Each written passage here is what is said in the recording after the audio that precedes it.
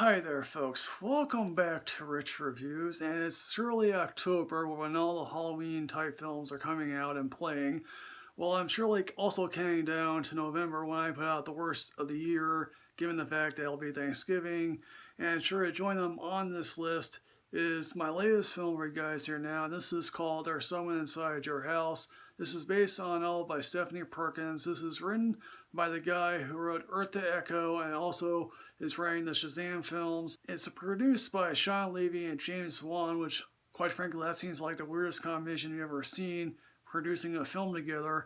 And this is directed by the guy who made Corporate Animals and a couple other films I didn't bother to see, although I heard some good things about those films. And this film tries to be a meta take on Scream, a Heathers type tale about the current situation in high school and cancel culture, and it tries to be a redemption story, and it fails miserably at all three.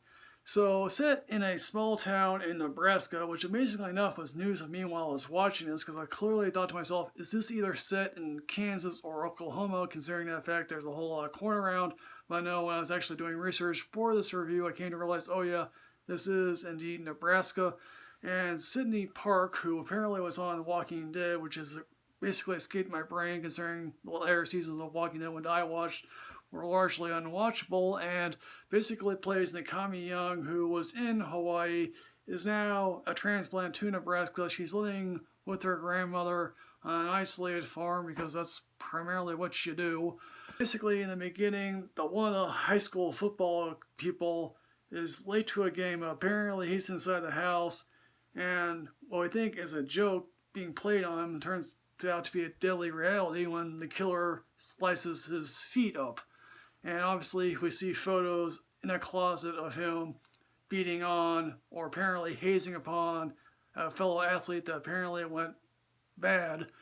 And yeah, that sucks. Is it worth killing over? I don't know. Apparently the second kill is a young girl who apparently, even though she presented herself as reasonably nice, was on a right-wing podcast, and I think she was sort of like, yeah, it's all for fun and a joke, and obviously that sadly gets her killed.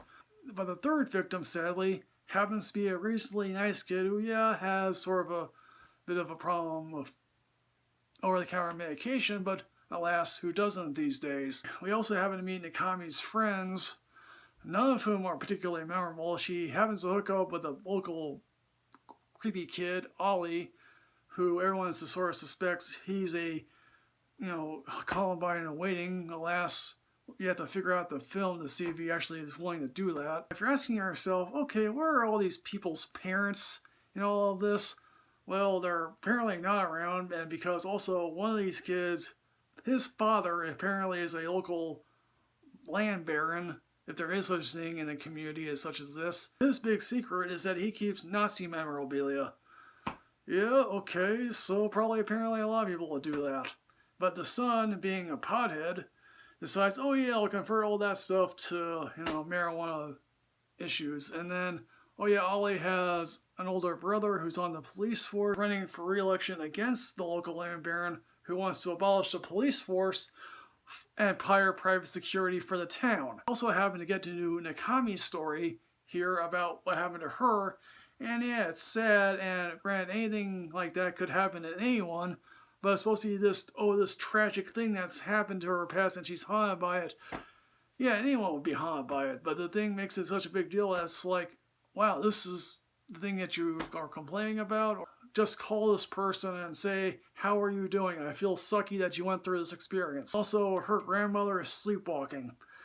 And then, of course, we do get sort of the finale in which, oh yeah, we do unmask the killer, and the killer basically just, gives one of the worst explanations that I think I've heard a killer give in recent horror films.